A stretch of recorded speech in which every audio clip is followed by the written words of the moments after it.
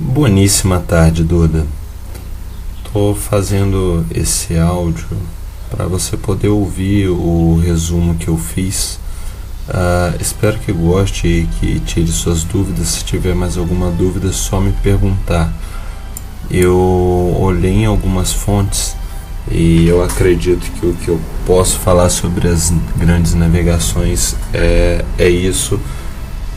Conforme eu também vou te mandar por escrito e algumas outras fontes que eu dei uma olhada, ok? Então vamos lá. Quando a gente vai estudar qualquer matéria em história, tem duas coisas que são muito importantes a gente saber. O primeiro, por que a gente tem que estudar isso? E a questão das grandes navegações, o principal motivo da gente estudar isso é justamente a questão que as grandes navegações é que vão gerar essa junção, essa ligação entre Portugal e o Brasil. Na época, os europeus viam como eles eram os civilizados. Então, quando eles chegam nos territórios brasileiros, eles vêm e trazem a cultura deles, ou seja, trazem a civilidade. É bom ou ruim? Não sei, também não nos cabe julgar e provavelmente também não vai cair na sua prova. Mas a questão é que, se não houvessem havido as grandes navegações, provavelmente hoje não teríamos todas as tecnologias que nós temos hoje. Provavelmente nós não estaríamos... nós não falaríamos o português, por exemplo. A nossa cultura seria muito diferente. Talvez ainda nativa, eu duvido muito. Acredito que teria tido alguma evolução científica, mas não no ponto que temos hoje com esse mundo globalizado. Talvez, se não houvessem havido as grandes navegações, em algum tempo chegaria de outra forma, sei lá, um avião, e nos encontraria aqui perdido, mas nada garante. Então, por que estudar isso? Justamente porque as grandes navegações resultaram nessa ligação dos nativos brasileiros com a cultura europeia, o que vai formar a nossa sociedade atual. A segunda pergunta que a gente sempre deve fazer é como isso começou. Por quê? Várias coisas que a gente estuda em história são sempre umas ligadas às outras.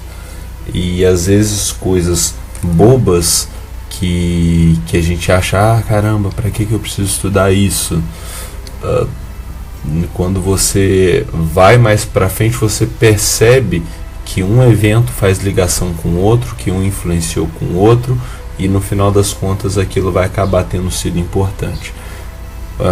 O que eu vou ler agora, e quando você estiver estudando pelo que eu já escrevi, se você já dominar essa questão do contexto da Idade Média, pode pular essa parte toda, vai lá para o final, que eu acho que é o mais importante. Mas, de qualquer forma, eu vou começar a falar um pouquinho aqui. Se você achar que está demorando muito, joga o áudio lá para o final, ok? Vamos lá. Na Idade Média, tudo começa na Idade Média. Na Idade Média, ela foi formada mais ou menos da seguinte forma: a Roma, o Império Romano tinha se acabado, tinha ficado muito grande e não estava dando conta de segurar os ataques dos povos bárbaros. Os povos bárbaros era aquela galera que veio lá da região onde hoje é a Alemanha. Como as cidades estavam tendo muitos ataques, a galera começou a sair da cidade e ir para os feudos. O que é um feudo? Feudo eram grandes territórios murados que ficavam sob a proteção dos senhores feudais. Ali tinham os oratores, os belatores e os laboratores. Quem é essa galera? Os oratores, a galera da igreja, a galera que orava pela população. Os belatores eram os guerreiros, era a galera que ia defender, e muitos desses belatores posteriormente seriam os que virariam os nobres, porque a nobreza ela vem de sangue, mas inicialmente ela tem um quesito guerreiro. Você era um nobre, se tornava um nobre porque era um grande guerreiro, e depois seus filhos virariam nobres mesmo sem guerrear nada. E os últimos, os laboratores, que era a população em geral, os camponeses que pagavam impostos, que mantinham esse tipo de sociedade funcionando. Bom,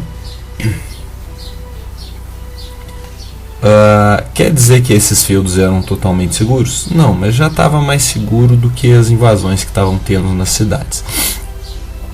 Outro grande acontecimento que rolou na Idade Média era que os reis se enfraqueceram porque os senhores feudais se fortaleceram. Como assim? Num reino, o reino era suzerano, ele era o dono da maior pedaço de terra, mas ele dava os pedaços aos senhores feudais para poder controlar. Então, a partir do momento que ele dava essa terra para o senhor feudal, apesar dele ainda ser o dono da terra, ele recebia os impostos que o senhor feudal pagava para ele. O senhor feudal se tornava vassalo do rei, que era o maior suzerano, e o restante do pessoal que morava no feudo era vassalo daquele senhor feudal, que era o suzerano do feudo. Esse senhor feudal, ele acabava tendo um grande poder, porque o rei só recebia ali os impostos deles, mas não controlava nada. O próprio senhor feudal que mandava em tudo ali naquelas terras.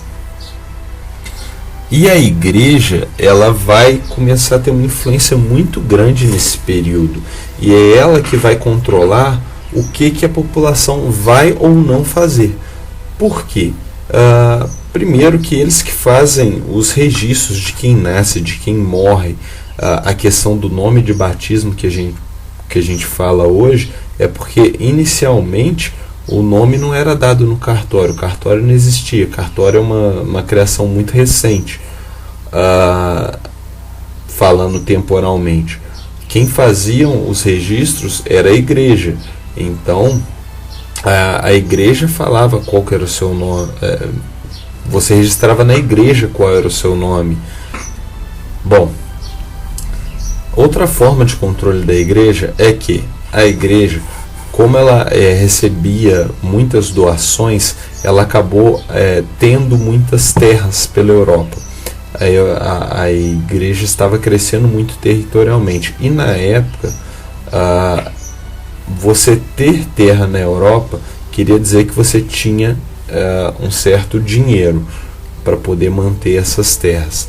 Outra forma de controle da igreja era através dos dogmas e das parcerias com os senhores.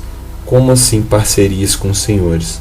Bom, quando as pessoas levavam mais fé no senhor feudal do que na igreja e queriam se afastar da igreja, o senhor feudal obrigava eles a irem para a igreja e fazer parte da igreja.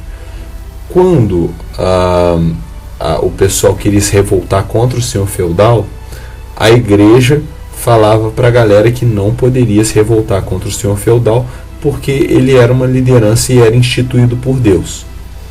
De um modo geral, um dogma é aquilo que você não precisa de explicação, você simplesmente fala que é e é.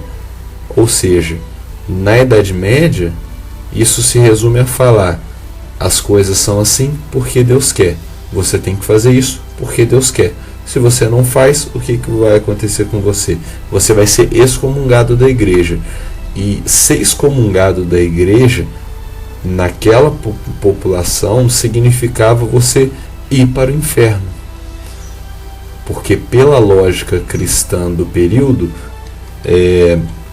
a igreja, quando você fazia parte da igreja, você iria para o purgatório, e após o purgatório você pagaria seus pecados e iria para o céu. Mas a partir do momento que você foi excomungado, você não faz mais parte do corpo de Cristo.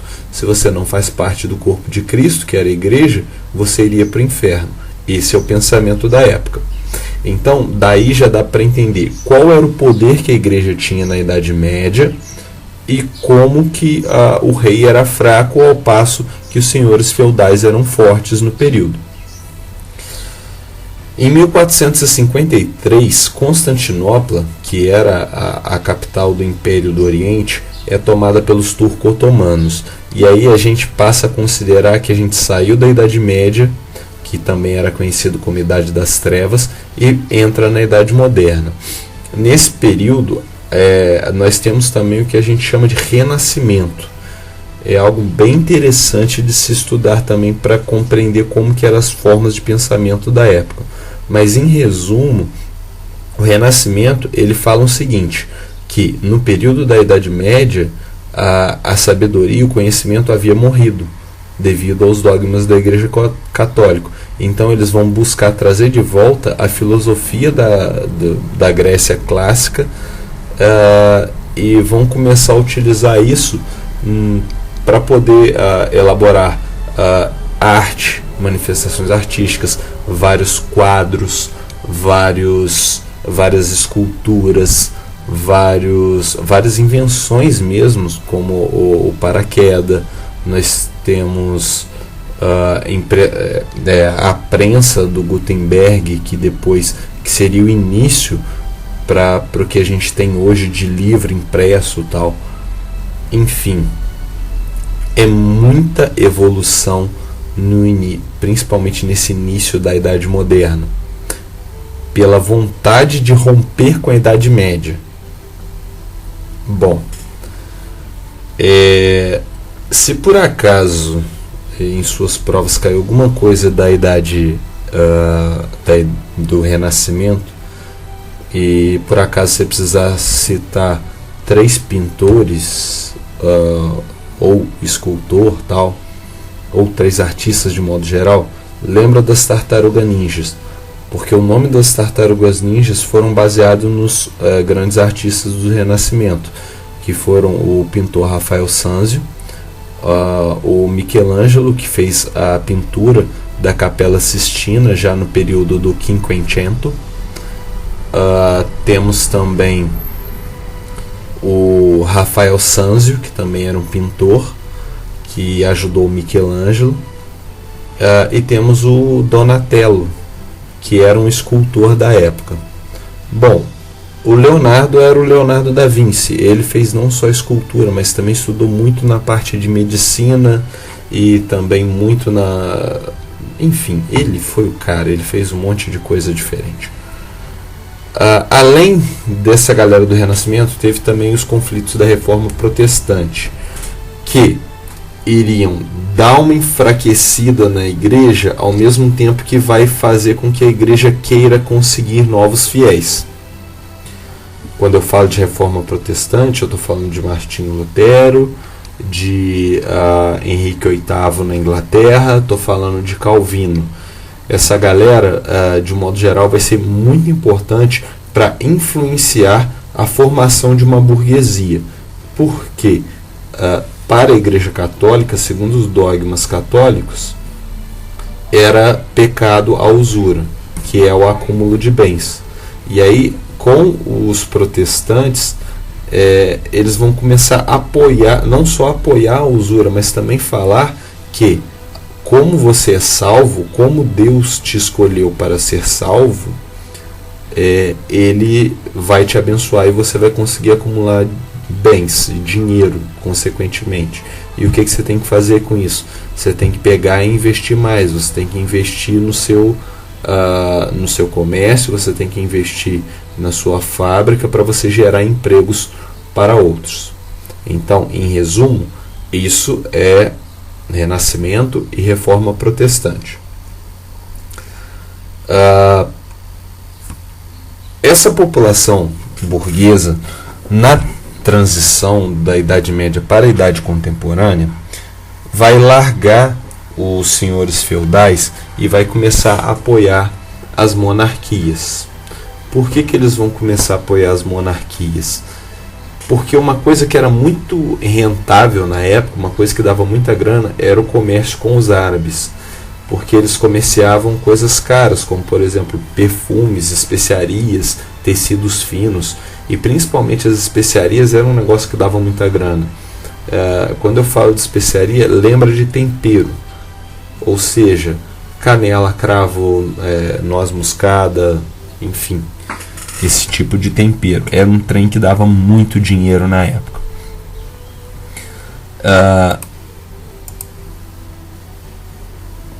E aí eles apoiavam os reis por quê?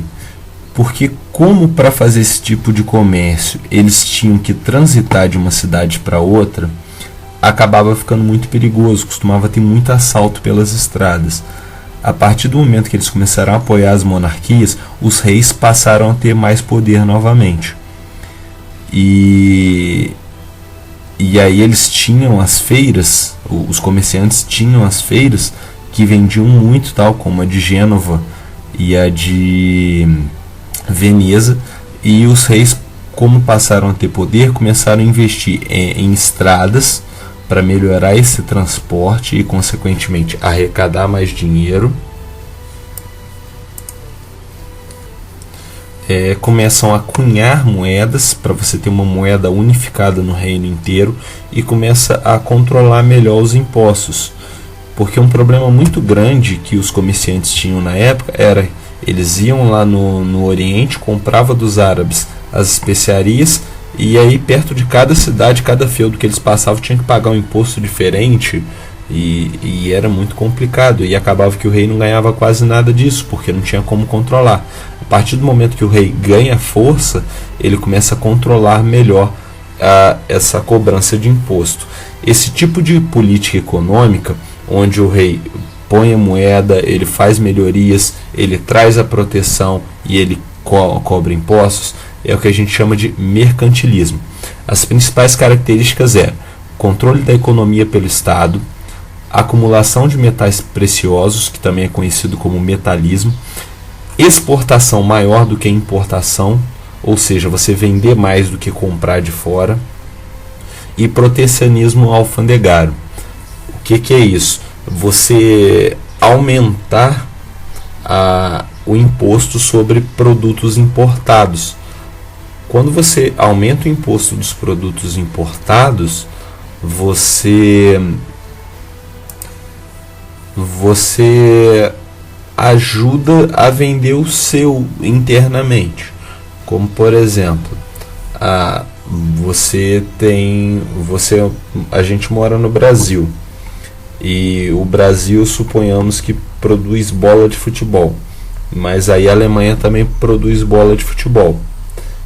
Se a Alemanha quiser vender para o Brasil pode colocar uma taxa em cima, de forma que a bola produzida aqui seja vendida por R$30 e a alemã por 60. E aí dessa forma a galera daqui compra a alemã se tiver dinheiro e se quiser investir nisso, mas de um modo geral você compraria de 30 e não a de 60. Na verdade, atualmente isso tem um nome científico que eu não lembro qual que era, mas eu sei que é proibido, porque isso é meio que sacanagem com os países aliados. Mas de um modo geral, na época se fazia muito isso, ok? Vamos lá, vamos perguntar, isso foi bom? Se você lembra das minhas aulas, você vai lembrar que logo depois de se perguntar se isso foi bom, a gente tem que perguntar para quem. Por que a gente tem que perguntar para quem? Porque essas mudanças, esse mercantilismo, ele foi muito bom para os reis, que passaram a ter mais poder sobre os seus reinos. Os nobres, no entanto, acabaram perdendo muito parte do seu poder, parte da sua influência, pelo fato de os burgueses, que eram os comerciantes, estarem enriquecendo muito. Alguns burgueses até chegaram a comprar título de nobreza, mas de um modo geral, quem tinha dinheiro na época eram os burgueses. Os nobres tinham status, nasceram bem, mas não tinham necessariamente dinheiro. Não que nenhum nobre pudesse ter, mas não tinham tanto quanto na Idade Média. Isso foi de todo ruim para eles? Não. Apesar deles perderem seu poder, eles ainda tinham alguns privilégios, como por exemplo, eles não pagavam imposto e ainda recebiam algumas pensões de alguma terra que ele tivesse, ou de alguma terra que o rei mandasse eles cuidarem e tal. Mas de um modo geral, essas mudanças foram boas para o rei e muito boas para os burgueses que começaram a enriquecer. Bom, com esse início da Idade Moderna, essa montoeira de avanço tecnológico, os europeus começaram a ver que eles eram os mais importantes do mundo. O que explica, mas não justifica, o que eles fizeram depois com os indígenas e africanos. Como assim? Os portugueses colonizaram o Brasil e levaram um monte de riqueza daqui. Era a terra deles? Não, passou a ser quando eles chegaram. Eles tinham mais força, dominaram, falaram que era deles e pronto. Eles incentivavam muito o comércio de escravos africanos? Sim, os portugueses não criaram a escravidão africana. Pelo contrário, isso era algo que já existia há muitos séculos na África. Uma tribo ganha uma guerra de uma tribo rival, pega os seus guerreiros e vende ou mantém como escravo. E na época os africanos já tinham essa noção de você misturar pessoas de tribos distintas. Por quê? Você não só auxilia no controle dessa população escrava, quanto você, como eles não se comunicam, isso dificulta eles elaborarem uma fuga, sendo que em muitos casos você poderia colocar escravos de tribos diferentes e rivais, que é aí que um ia falar com o outro mesmo, ok? Então, os europeus se sentiam o centro do mundo, então eles se achavam no direito de pegar o que eles quisessem das terras indígenas, porque os indígenas não eram contados. Posteriormente, as missões jesuíticas iriam ajudar dar alguma credibilidade maior para os índios, mas para os portugueses não fazia diferença nenhuma. Índio não tem direito à terra, e africano, no pensamento da época, não considerava como gente, considerava como bem. Então, quando você vê alguma coisa do pensamento da época, provavelmente você vai ver que você ter escravos significava que você era livre, que você tinha dinheiro. Tanto que mesmo no Brasil, muitos dos escravos que eram libertos acabavam comprando outros escravos, para mostrar que eles tinham um certo status social. Vamos lá. O contexto. Já vimos a transição da Idade Média para a Idade Moderna.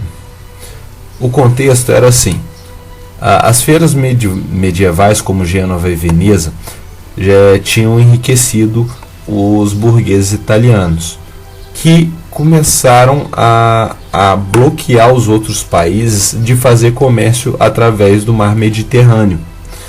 Por quê? Cara, os italianos, você tem ali a principal conexão, a conexão mais perto com os árabes, ali no norte da África, era o mar Mediterrâneo. E isso ficava no território italiano. Ou seja, eles aproveitavam que conseguiam bloquear os outros países e falaram: só a gente faz comércio por aqui. Ou então vocês pagam a taxa para atravessar. Para você ir por terra, era um caminho bem ruim, assim. Era bem perigoso, assaltos no meio. Então os outros países começaram a querer dar a volta para ir nas Índias através do mar costeando a costa africana. Bom, vamos entender um pouco disso. Os metais preciosos estavam acabando na Europa. Os italianos estavam bloqueando a passagem pelo mar Mediterrâneo. que os portugueses fizeram? Começaram a investir em tecnologias navais, como por exemplo a bússola, o astrolábio, as próprias caravelas. Por quê? Se a gente for parar para pensar quem já tinha tecnologia, talvez fosse mais lógico que a Inglaterra tivesse saído na frente. Porque como a Inglaterra é uma ilha e já dominava uma esquadra muito forte há muito tempo, faria algum sentido. Só que temos que lembrar que o que eles estavam acostumados eram navegações curtas. E nesse período a Inglaterra estava em guerra, a chamada Guerra dos 100 Anos contra a França, disputando para ver quem ia ficar com o trono francês. Portugal e Espanha se aproveitaram disso e falaram: vamos investir nisso, vamos dar a volta, vamos descobrir uma nova rota pelo mar para chegar na Índia e conseguir não só melhorar o nosso comércio, como também vamos tentar conseguir novos fiéis. Vamos para a igreja, já que Portugal e Espanha eram católicos. A gente passa então para as primeiras conquistas e suas datas das grandes navegações propriamente ditas. Em 1415, eles conseguem chegar na cidade de Ceuta, no norte da África. Ou seja, já é alguma ligação com os árabes que possibilita algum comércio. Em 1416, o infante Dom Henrique vai fundar uma escola de navegação em Sagres, uma cidade portuguesa, que vai ser a primeira escola de navegação do mundo. Em 1488, o Bartolomeu Dias vai conseguir contornar o Cabo das Tormentas, que é ali lá no fim da África. A ideia do Bartolomeu era descer costeando a margem da África, a margem oeste da África, e chegar lá embaixo e conseguir voltar. E foi o que ele conseguiu fazer. Tanto que lá onde se chamava o Cabo das Tormentas, porque geralmente os navios afundavam, ele conseguiu ir e voltar, e aí passou a ser chamado de Cabo da Boa Esperança. Porque a partir dali, como eles conseguiram chegar no ponto mais baixo da África, eles passaram a conseguir ter um acesso maior, ter maior esperança de chegar às Índias. Em 1492, o Cristóvão Colombo foi um genovês que tentou primeiramente vender a sua ideia para Portugal, não conseguiu e conseguiu depois pela Espanha. Então ele saiu com a esquadra espanhola. Qual a ideia dele? Ele tinha a ideia de que a Terra era um círculo. Logo, se você seguisse rumo a oeste, você chegaria na Índia do outro lado. Anteriormente, se pensava que a Terra era plana, então isso dava já um problema de que se a Terra é plana, uma hora você vai cair se você se afastar muito da Terra. O outro problema que eles tinham na época era o medo do desconhecido, porque até a gente consegue ver isso pelos mapas, todo o território que não era conhecido, você tinha ali os desenhos do que eles acreditavam que tinha, e aí a gente vai para os mitos dos monstros marinhos, do Kraken, das sereias, seres que enfeitiçavam os marinheiros ou que destruíam brutalmente os navios. E aí o Cristóvão Colombo traz essa ideia de que a Terra é um geóide, a Terra é redonda, logo você consegue sair de Portugal e navegando e chegar do outro lado nas Índias. A Espanha compra essa ideia e banca a expedição dele. Ele até depois vai para as Índias, mas primeiro ele vai parar lá nas Bahamas, que ele não achava que tinha, e quando chegou lá descobriu que existia algo no caminho. Em 1493, o Papa Alexandre VI publica a bula Intercoetera, dividindo as terras já encontradas e as que seriam ainda encontradas por Portugal e Espanha numa linha imaginária de 100 léguas a oeste da costa das ilhas do Cabo Verde. Lembrando, essa primeira bula ela não é tão importante, mas ela deixa a perceber o quanto a igreja era importante no momento, porque o Papa é quem vai fazer a divisão das terras descobertas entre Portugal e Espanha. Então daí já dá para ter uma noção da importância da igreja naquele período. No entanto, o rei português não aceita a proposta. E aí, em 1494, ele vai fazer uma nova proposta para aumentar esse território para 750 léguas a oeste da ilha do Cabo Verde, que é o chamado Tratado de Tordesilhas. Por muito tempo eu não entendia essa divisão que Portugal e Espanha fizeram do Brasil, mas na verdade essa não é uma divisão do Brasil, é uma divisão do mundo. Então eles não estavam dividindo as terras brasileiras, as terras americanas, na verdade eles estavam dividindo também o continente africano e asiático, o que dá a perceber que é um território muito grande que os dois países encontraram e pretendiam encontrar. É um território muito grande a ser explorável. Em 1498, o Vasco da Gama chega a Calicut, na Índia. É a primeira pessoa, é a primeira esquadra que consegue sair ali da União Ibérica e dar a volta na África inteira até chegar na Índia. 1500, o Pedro Álvares Cabral, ele está vindo e ele se afasta demais da costa africana e acaba chegando em Porto Seguro, na Bahia. A esquadra de Cabral possuía 13 navios e quando eles chegaram, eles ficaram 10 dias ali, fizeram contatos com nativos que num primeiro momento eles achavam que eram os indianos e aí por isso chamaram de índios, mas viram que não era e partiram rumo à Índia. Em 1519, o Fernão de Magalhães foi um outro navegador que fez uma grande façanha, que foi a de contornar o mundo, já que a ideia ali, geralmente quando as pessoas chegavam na América, dali eles voltavam para a Península Ibérica, mas nesse caso não. Fernão de Magalhães, a ideia dele, ele veio, parou ali no Nordeste, foi descendo, costeando até a Argentina e depois deu a volta no globo. A questão é que quando chegaram nas Ilhas Filipinas, ele acabou tendo um problema com os nativos, entrou numa batalha e ali ele morreu.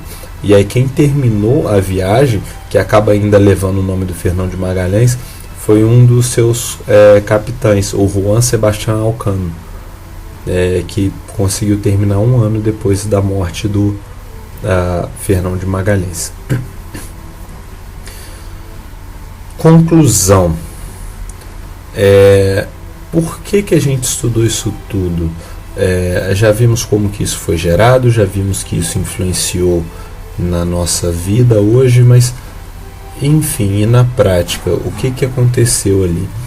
Aconteceu que a descoberta da América e todos os seus recursos que foram explorados durante as grandes navegações aumentou a riqueza da burguesia e dos países, o que mudou muito a sua forma de pensar e ver o mundo. O velho mundo, a Europa, agora começa a ligar os 4 continentes, e aí isso fez com que houvesse uma diversificação dos produtos que antes não conseguiam ser plantados, porque a Europa toda tem um clima bem semelhante, e aí a partir de agora, com outros lugares você consegue plantar coisas diferentes, você conhece plantas já nativas de outras regiões, então houve uma diversificação maior, e também esses valores foram aumentando conforme a sua raridade ou conforme o que tinha. Por exemplo, se um país fosse detentor de toda a produção de cana, logo ele conseguiria cobrar mais caro por essa cana. A cana não é um bom exemplo, porque vários países tinham as mudas de cana, mas enfim. vamos lá. Esse processo de aumento de preço e diversidade conforme os continentes é o que a gente chama de revolução comercial. E essa revolução comercial é o que permitiria a galera ter dinheiro e investir para que posteriormente tivesse a revolução industrial, que a gente já viu um cadinho, que é quando a Inglaterra vai começar a ter a produção, vai começar a ter máquinas trabalhando e vai precisar de mais matéria-prima. E aí vão buscar essa matéria-prima no que é produzido no Brasil e a galera vai começar a plantar mais. Uma outra coisa que vale ressaltar para poder finalizar é que quando Portugal colonizou o Brasil, eles instituíram um pacto colonial. E o que era o pacto colonial? Esse pacto colonial, ele dizia que a colônia só poderia comprar da metrópole, ou seja, o Brasil só poderia comprar de Portugal. E também só poderia produzir o que Portugal deixasse. Para quê? Para que o Brasil não gerasse concorrência com Portugal. Ou seja, o Brasil só produzia o que Portugal deixava, o que Portugal queria. Num primeiro momento, isso não vai ser tão importante para a sua prova de navegações, mas pode ser muito importante quando a gente vier trabalhar o primeiro reinado, porque quando o Dom João VI futuramente, já em 1821, voltar para Portugal, ele vai querer que o Dom Pedro I volte também. Só que caso o Dom Pedro I volte para Portugal, o Brasil voltaria a ser colônia. Quando o Dom João chega no Brasil, fugido das tropas napoleônicas, ele quebra esse pacto colonial. E aí isso vai acabar influenciando também na nossa independência. Ok? Duda, eu acho que é isso. Espero ter ajudado. Caso tenha alguma dúvida, só me perguntar que eu tento descobrir para você, ok? Beijo, tchau, tchau.